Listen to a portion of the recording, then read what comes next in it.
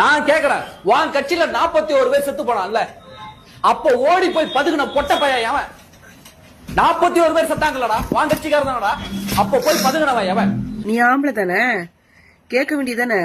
41 பேருக்கு நைட்டோட நைட்டா எதுக்குடா போஸ்ட்மார்டம் பண்ணீங்க அப்படின்னு கேட்க வேண்டியதானடா. போஸ்ட்மார்டம் பண்ணி உடனே எரிக்கிற அளவுக்கு என்னடா உங்களுக்கு அஞ்சிச்சு அப்படின்னு கேட்க வேண்டியதானடா. நீ ஒரு ஆம்பளை தானே, கேள. விஜயண்ணா அந்த கூட்டத்துக்குள்ள வந்த உடனே டிரான்ஸ்ஃபார்மர் ஆஃப் பண்ணிருக்காங்க. அதை கேட்க வேண்டியதானடா பொட்ட நாய, நீ கேட்க வேண்டியதானடா.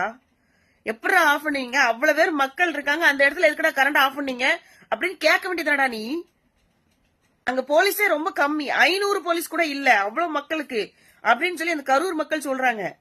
அப்ப நீ கேட்க வேண்டியதானடா பொட்ட நாய, அவ்வளவு மக்களுக்கு எவ்வளவு பாதுகாப்பு நீங்க கொடுக்கணும் அப்படின்னு கேட்க வேண்டியதானடா பொட்ட நாய. தூத்துக்குடி விளாத்திக்குளத்துல அந்த பொண்ணுக்கு குழந்தை பிள்ளைக்கு போஸ்ட்மார்டம் பண்றதுக்கு 3 நாள் ஆச்சு. 3 நாள் ஆனதுக்கு அப்புறம் கனிமொழி மேடம் சொன்னாங்க, இன்னும் வந்து போஸ்ட்மார்டம் ரிப்போர்ட் வந்து சரியா வரல, வந்ததுக்கு அப்புறம் நாங்க பதில் சொல்றோம் அப்படின்னு பிரஸ் மீட் கொடுத்தாங்க. ஒரு பொம்பளை பிள்ளை குட்டி பிள்ளைக்கு 3 நாள் ஆகியும் உங்களால போஸ்ட்மார்டம் புடுங்க முடியல. 40 பேருக்கு நைட்டோட நைட்டா போஸ்ட்மார்டம் பண்ணீங்களா, புடுங்கீங்களா அப்படின்னு கேட்க வேண்டியதாண்டா பொட்ட நாய. இப்ப வந்து விஜயண்ணா ஓடிட்டாருன்னு சொல்றீங்கல்ல பொட்ட நாய்ங்களா, அப்ப எதுக்குடா அங்க இருந்து போக சொன்னீங்க விஜயண்ணாவை? அங்க நிக்காதீங்க, இன்னும் சட்டசீல் பிரச்சனை வரும், நீங்க ஃபர்ஸ்ட் இங்க இருந்து போங்க போலீஸ் அனுப்புனதா சிபிஐல சொல்லிருக்காங்க.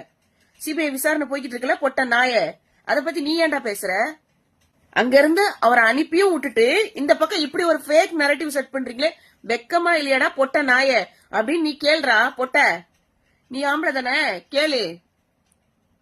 இப்ப வரைக்கும் இன்னைக்கு விஜயண்ணா கரூருக்கு போறாரு, அதையே போக கூடாதுன்னு கேஸ் போட்டாங்கல்ல, அவங்கள போய் கேள்றா பொட்ட நாய.